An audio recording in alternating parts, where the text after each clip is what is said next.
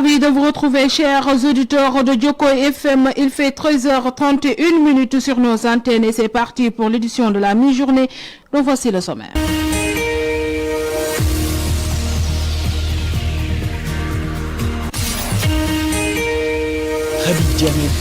Un week-end santé pour soulager les plus vulnérables. L'honorable député Hadissar mobilise le département avec des soins de proximité et une randonnée pédestre citoyenne. Vous aurez les échos dans ce journal. La détresse des paysans au menu du comité central du PIT réuni ce samedi au CNFA.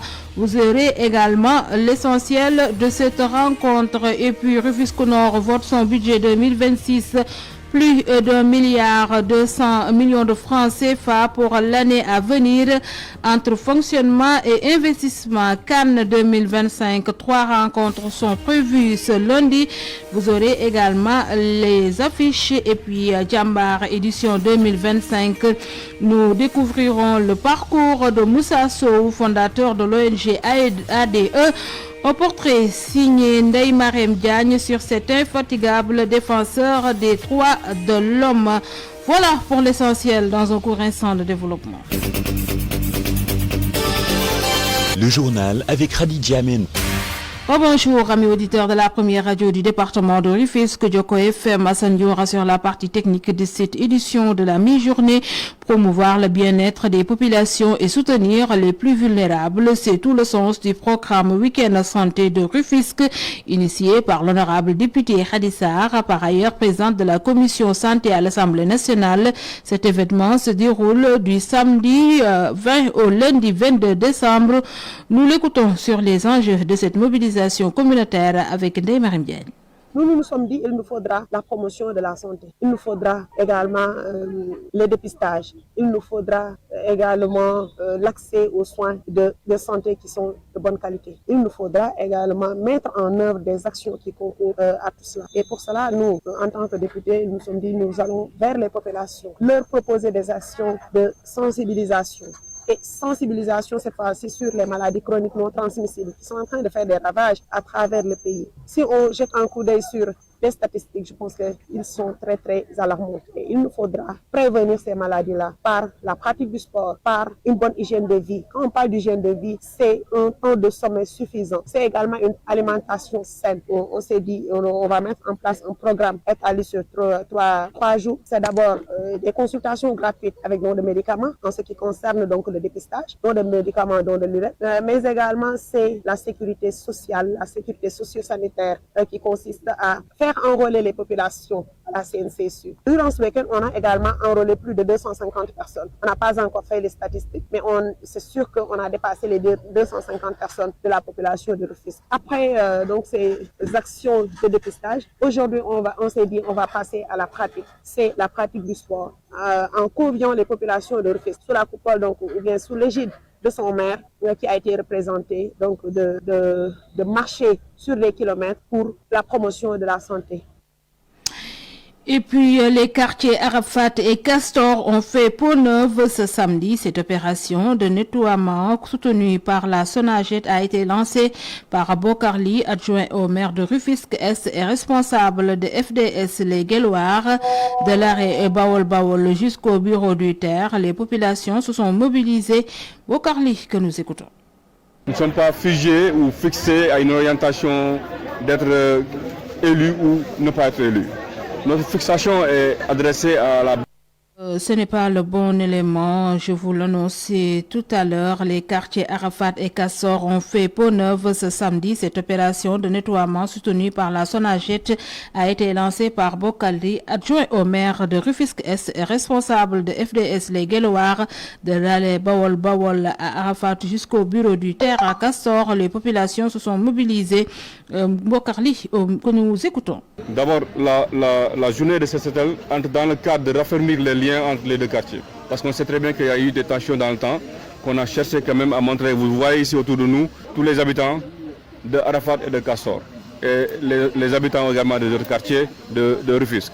Donc cette journée a été vraiment une réussite totale pour nous et entre dans le cadre de raffermissement des liens entre les quartiers. Nous avons lancé ici, je pense qu'il y a de cela 2 semaines, nous avions lancé la possibilité de la faisabilité périodique. C'est-à-dire que de le dupliquer dans les autres quartiers, de le dupliquer dans les autres communes et de le faire au minimum une fois par mois dans un quartier. C'est ça l'idée que nous avons pour quand même assainir le cadre de vie qui nous rassemble tous, de le maintenir sain.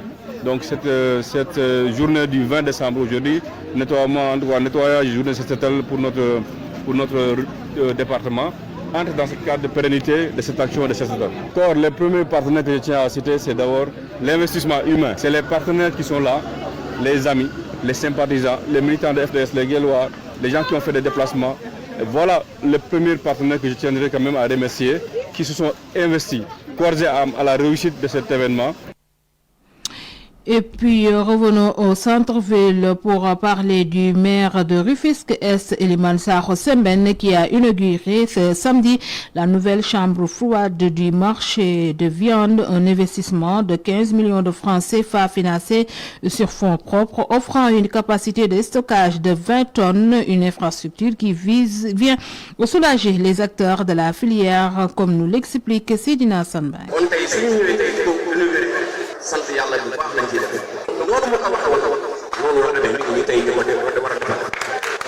Avec la réalisation de cette chambre froide, le maire de la commune de Rufisque-Est, Elimane Sakho Sembène, vient de satisfaire une doléance vieille de 15 ans. Aujourd'hui, il s'agissait simplement de venir procéder à la mise en service d'une chambre froide pour accueillir les carcasses de moutons, accueillir les carcasses également de bœufs, de chèvres, etc.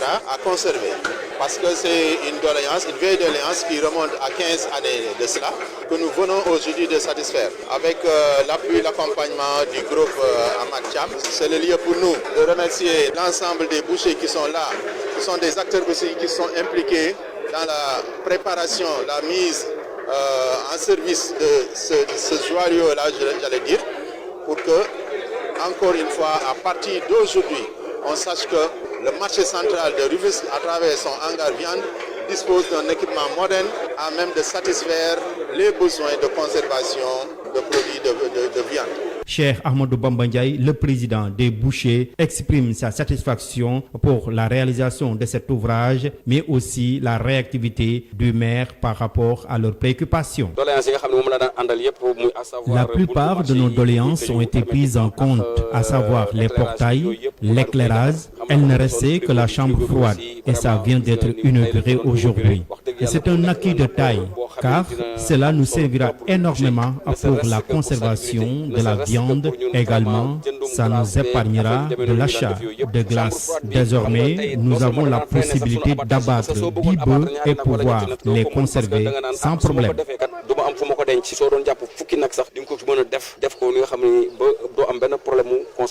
Accompagné de ses collaborateurs et les responsables de l'entreprise qui ont réalisé cet ouvrage, le maire de l'Est, devant l'assistance, il a invité les bouchers à s'approprier de cet investissement. Lançons un appel à l'ensemble des exploitants de s'en approprier parce qu'il est question aussi de santé publique. N'empêche des doléances qui ont été également soulignées à travers un besoin de carrelage de l'espace, besoin également de ventilation. Nous ne manquerons pas également de les accompagner dans ça. En plus de dispositifs en personnel de nettoiement à renforcer. Après la réception de cet ouvrage, le maire se lance déjà dans d'autres chantiers. Nous allons prendre les mesures en tout cas idoines pour apporter des solutions à l'ensemble de ces doléances-là au fur et à mesure.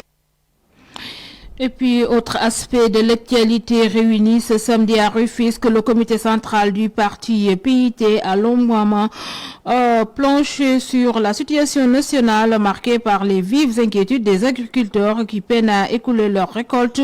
Face à ce malaise paysan, le secrétaire général du PIT et coordonnateur des forces du changement interpelle les autorités. Écoutons à ce propos Sambassi. Confortés par les communications de nos camarades qui viennent de cette partie de notre terroir, que nous n'avions pas le droit à l'indifférence. Les producteurs sénégalais, d'arachide notamment, sont à la peine. Ils ont fait des récoltes relativement bonnes, ils l'ont fait au prix de 1000 difficultés et voilà qu'ils ne trouvent pas où vendre leurs arachides. Vous connaissez que le prix, vous savez que le prix a été fixé à 305 francs par le gouvernement. Vous savez qu'il est interdit de vendre en dessous de ce prix-là, mais le problème c'est qu'il n'y a pas d'argent, n'est-ce pas, au niveau des acheteurs, en tout cas de ceux-là qui auraient dû être dans les points de collecte et pouvoir entrer en possession des graines d'arachide. Conséquence, nos paysans, après des mois de dur labeur se retrouvent entre leurs graines, entre les mains, et ils sont obligés de vendanger leur récolte à de vil prix en se cachant d'ailleurs. Et ce qui se passe est vraiment terrifiant puisque chaque jour qui passe rajoute de la misère à la misère ambiante. Vous ne pouvez pas avoir des besoins pressants, avoir récolté vos champs au prix de 1000 efforts et vous retrouver avec vos récoltes entre les mains sans savoir quoi en faire. Il est important que M. le Président de la République prenne des mesures d'urgence pour qu'on essaie de sauver ce qui est encore sauvable. Le comité central du PIT s'est arrêté sur cela. Le comité central du PIT s'est également penché sur l'état global de notre pays. Une économie absolument bloquée, des emplois perdus, un climat politique délétère. Nous nous sommes dit que cette situation-là également était une situation suffisamment grave pour que des solutions de bon sens soient trouvées. Pour notre part, dans le cadre de la CDS, dans le cadre du Front de défense pour la démocratie et la République, nous allons continuer à nous mobiliser et la direction qui a été prise, c'est celle de partir partout dans le pays à la rencontre de nos compatriotes pour parler aux compatriotes sénégalais, pour leur dire qu'il faut qu'ensemble que nous nous levions pour mettre fin à ce qui est en cours, parce qu'encore une fois, la situation risque de devenir intenable. Et puis, en marge des activités de salubrité ce samedi, l'heure était aussi aux projections politiques. Le responsable départemental de FDS, les Guelwaars, a profité de l'occasion pour décliner ses ambitions en vue des prochaines échéances électorales de 2027. Bokarli précise ses intentions. Nous l'écoutons. Nous ne sommes pas figés ou fixés à une orientation d'être élu ou ne pas être élu. Notre fixation est adressée à la bonne tenue, en tout cas, de la réussite de la mission qui nous a été confiée par les administrés depuis lors. Donc nous avons fait Abdou Diouf, nous avons connu Abdoulaye Wade, nous avons connu Macky Sall. Et à aucun moment de notre parcours politique, nous avons cédé à une tentation pour être élu ou pour ne pas être élu. Nous avons toujours quand même cédé à la tentation populaire, c'est-à-dire la réussite, en tout cas, d'une mission, qu'on soit dans une commune, qu'on soit dans une ville, d'une mission que nous pensons noble pour les administrés, et c'est sur quoi nous bougeons toujours. Et puis, la commune de Rufisque-Nord a procédé samedi au vote de budget pour l'exercice 2026 équilibré à plus d'1,2 milliard de francs CFA. Si le fonctionnement absorbe 61% des ressources, l'investissement avec 38% se concentre sur deux priorités majeures, la santé et l'éducation. Le point avec Marim Diagne. Arrêté à 1,234 488 951 francs CFA, le budget de la commune de Rufisque-Nord a été adopté à la majorité des conseillers présents. Les recettes de fonctionnement constituent 763 700 000 francs CFA, compris entre taxes, enlèvement, ordures ménagères, droits d'occupation du domaine public, impôts fonciers non bâtis et taxes sur les spectacles, entre autres, tandis que les recettes d'investissement incluent 470 788 951 francs CFA, composés des fonds de dotation, l'excédent de fonctionnement capitalisé, les résultats d'investissement reportés. Dans le cadre des dépenses, on note 34 200 000 francs CFA pour l'indemnité des délégués de quartier, 16 millions comme indemnité des adjoints, 29 millions pour secours aux indigents, entre autres. Quant à l'investissement, la santé obtient 84 millions pour des dotations, construction de postes de santé et maternité. En 2026, le maire Hassan Kassé envisage de s'attaquer aux postes de santé de Fass et à la maternité de la cité Tako. Dans le domaine de l'éducation, la construction de nouvelles salles de classe de l'école élémentaire Darou Rahman 2 était au cœur des débats et sera servi dans les 84 millions consacrés à cette rubrique. L'éclairage public, une doléance des populations, absorbe 20 millions de francs CFA du budget. D'ailleurs, le maire a annoncé le démarrage des tournées de ciblage des quartiers dans le besoin. Après la présentation du budget, certains conseillers ont soulevé des préoccupations majeures. Pulvérisation. Parce que faire yu bari légui mu gis dëkk bi ñi xam.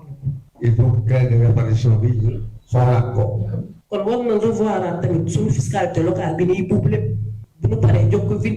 Face aux représentants du sous-préfet de l'arrondissement de Rufisque-Est, l'édile du Nord rassure de bien prendre en considération les différentes inquiétudes des habitants de sa circonscription. Mais il y a la clause de compétence générale qui dit quand l'État ne vient pas, si vous avez la possibilité de faire, il faut faire. Et puis, autre aspect de l'actualité, transformer 300 francs CFA en 10 millions de francs, c'est le pari bien réel du projet Tech 300 TB 10 millions. Cette initiative de solidarité qui cible prioritairement les femmes et les ouvriers a procédé ce samedi à son tout premier tirage au sort numérique, un système qui se veut transparent et inclusif pour favoriser l'autonomisation des couches les plus vulnérables. Pour nous en dire plus sur ce levier d'espoir, nous écoutons l'initiatrice du projet, Madame Sissé Maïmounessi, au micro de l'émissaire. Le projet 310 millions, c'est un projet conçu par une Sénégalaise qui a longtemps réfléchi sur les besoins de notre société, les difficultés de la vie et tout ça. Et vu que pour rassembler cette somme, c'est un peu difficile parce que pour le faire, il faut courir vers les banques. Et vous savez que la banque est un peu contraignante par rapport à la population. Il y a les garanties, il y a tout ça. Pourquoi pas nous rassembler pour économiser nos petites économies, voilà, pour pouvoir les partager après.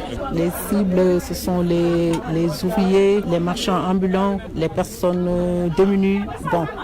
Et vous savez qu'après le bac, il y a les besoins des préinscriptions, il y a les besoins de la formation professionnelle, il y a tout. Et on leur prévoit un montant. Arrivé à ce terme, ils vont percevoir leurs 10 millions pour continuer leur vie. On le gère en travaillant nuit et jour, en invitant toute la population sénégalaise comme ils ont répondu.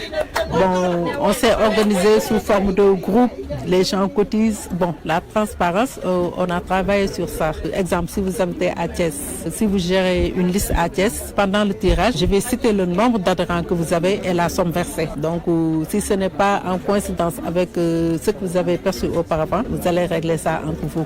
Mais de toutes les façons, à mon niveau, moi, j'éclaircis tout.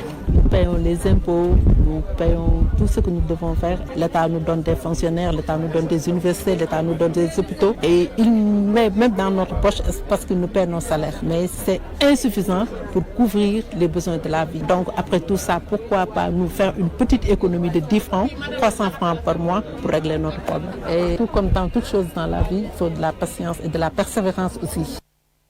Lors d'un atelier ce week-end à la salle des fêtes de l'association rufisquoise pour le transport et la logistique ARTL a plaidé pour un système intégré allant jusqu'à la relance des bateaux taxis. Nous écoutons le président de l'ARTL, Pape Boubou Diagouraga, avec Ramatoulaye Diouf.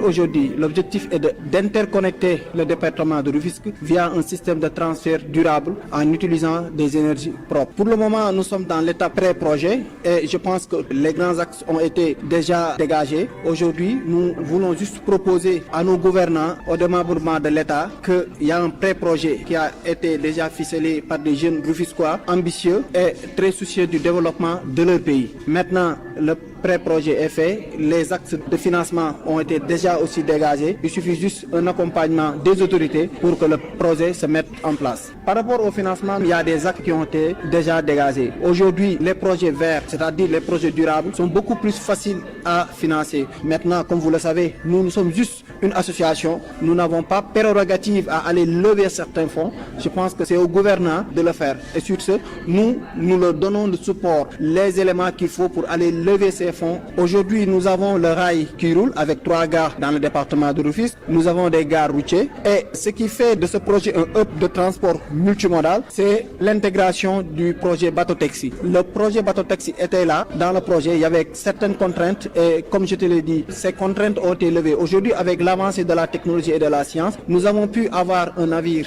qui pourra vraiment faire la navette entre Dakar et Rufisque sans pour autant qu'on fasse d'autres travaux de dragage par rapport au port. Nos attentes pour ce projet est d'interconnecter Rufisque parce que, comme vous le savez, Rufisque doit être un hub économique. Parce qu'un département qui a la plus grande industrie de ciment au Sénégal, la plus grande industrie pharmaceutique, qui a 2 ports, un département qui a 2 pôles urbains, qui regroupe presque la quasi-totalité des ministères, qui a une université et tout. Donc je pense que tout est fait pour que Rufisque devienne un hub économique. Et là, on y travaille et je pense que ce projet côté tourisme, ce projet côté mobilité aussi va dégager certaines opportunités pour le département. Vous suivez le journal sur Djoko FM. 13h passées de 51 minutes, vous suivez toujours la grande édition la grande édition et puis week-end dédié à la santé. Le sport a pris ses quartiers ce dimanche. Une randonnée pédestre placée sous le thème Pas à pas vers la santé a réuni de nombreux marcheurs. Une activité saluée par Abdou Karim Sissé, président des clubs de randonnée du département de Rufisque. Nous écoutons sa réaction avec Ndeye Marième Diagne. Sentiment de joie et de fierté à l'endroit de notre sœur, l'honorable député Khadissa, qui aujourd'hui a su joindre l'utile à l'agréable, l'acte à la parole. C'est une activité importante parce que le sport, c'est la base de la santé. Et c'est à cela qu'elle nous a invités. Donc la pratique du sport, ça c'était juste un échantillon, elle l'a dit tout à l'heure, il faut que ça continue, que les gens continuent à marcher, à faire du sport, mais aussi à observer une alimentation saine. Lutte contre les maladies chroniques non transmissibles, que sont les HTA, l'hypertension artérielle, le diabète et l'insuffisance rénale. Tout le monde sait que à l'origine du diabète, c'est l'excès de consommation de sucre ou bien d'aliments sucrés. Si c'est l'hypertension artérielle, c'est dû en partie à l'excès, à l'abus des aliments trop salés. Maintenant, l'insuffisance rénale, c'est tout, l'excès de sel, l'excès de sucre, l'excès de matière grasse, mais aussi une faible consommation d'eau. Quand on ne boit pas, quand on ne s'hydrate pas, les reins ont du mal à fonctionner. Sport dans cette édition après le match d'ouverture remporté hier par le pays hôte, le Maroc. Nous parlons exactement de la CAN 2025.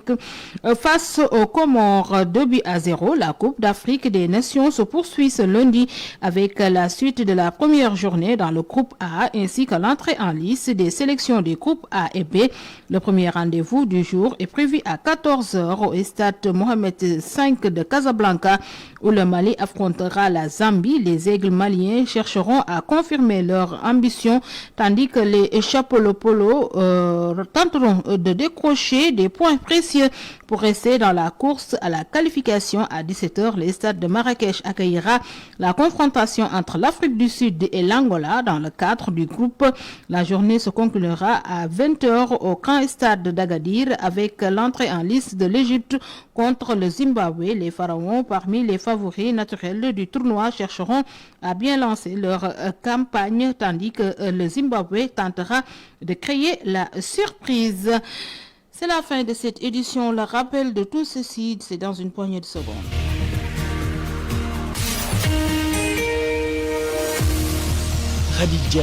Un week-end santé pour soulager les plus vulnérables. L'honorable député Khadissa mobilise le département avec des soins de proximité et une randonnée pédestre citoyenne.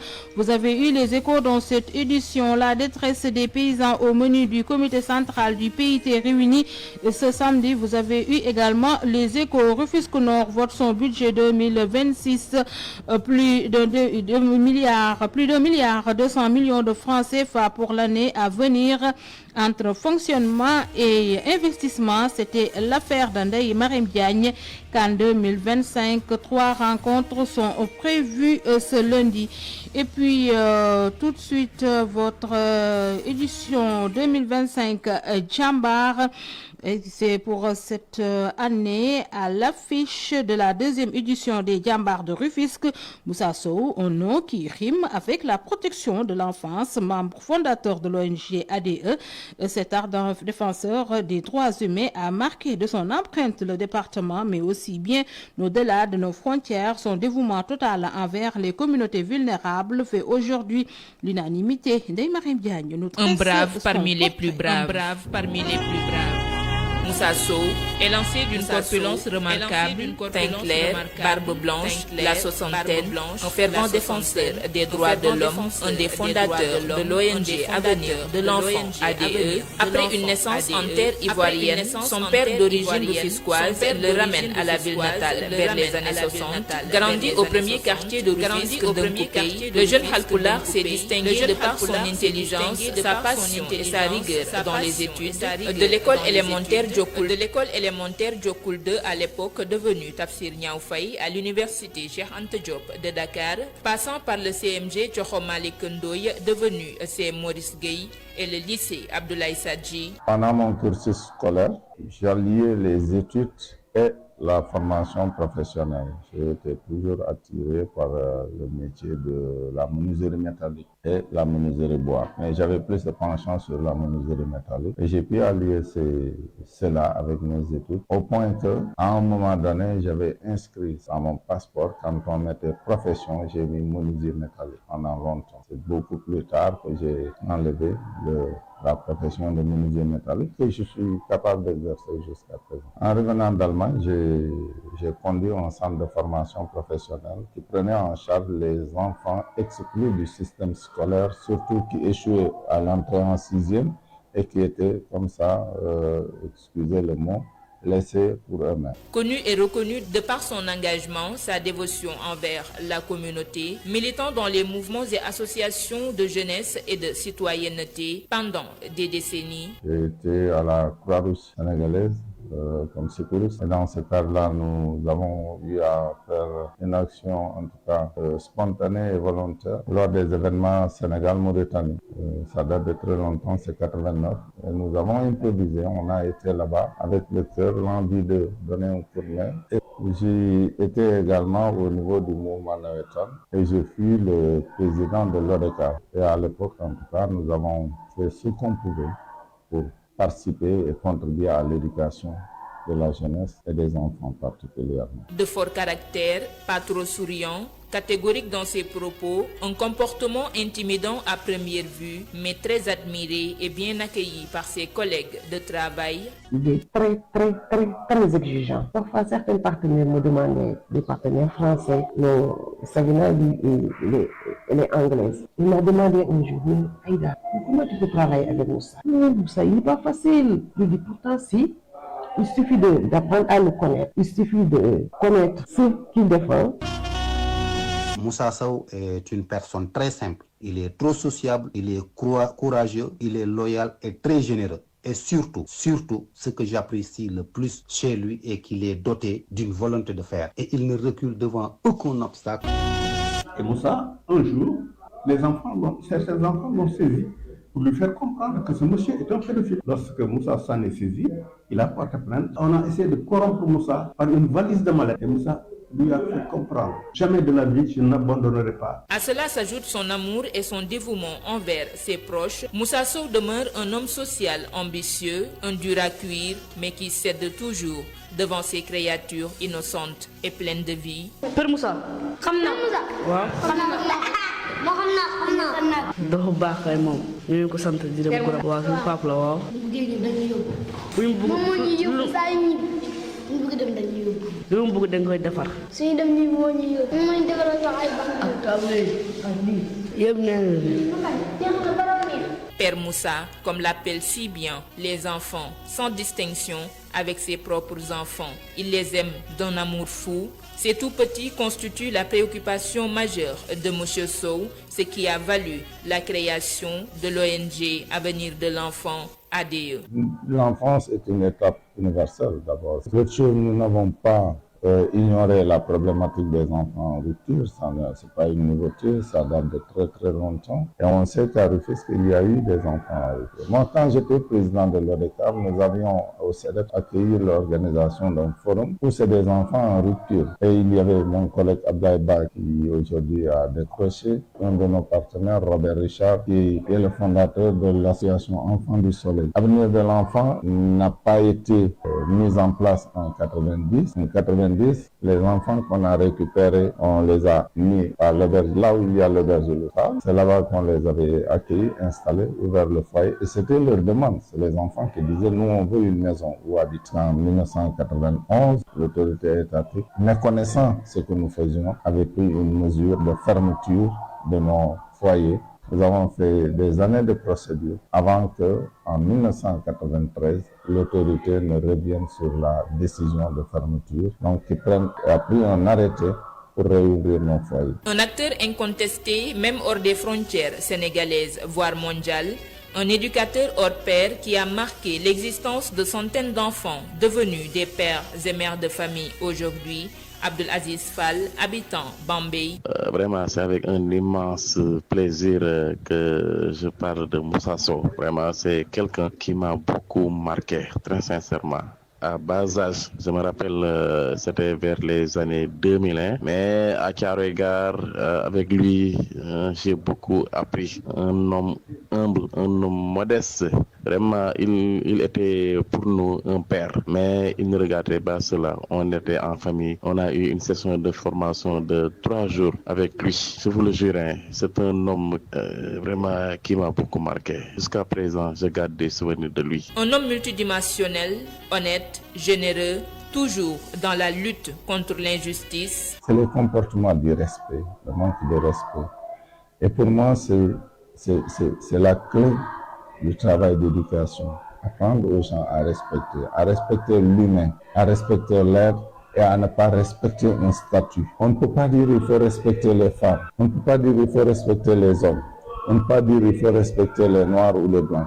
Le respect se rattache à l'humain. Et l'humain, c'est la dimension universelle, en dehors de nos religions, en dehors de nos zones d'appartenance, de naissance. Et pour moi, c'est important de travailler sur ça. Ami et protecteur des enfants, Moussa Sow incarne la clairvoyance de la vérité, le sens de l'écoute et la capacité de faire sourire n'importe qui. Moussa Sow continue encore de guider des centaines de personnes. Il est également un militant politique, membre du parti PIT, dont il est le secrétaire général, un parcours hors du commun, acteur communautaire de développement, père exemplaire, guide référentiel, levier et point fort des enfants. La liste est loin d'être exhaustive. Et malgré son ancrage en milieu urbain, il a un intérêt particulier pour le bétail, un halpulaar bon temps, un djambar digne d'être roi des Sérères.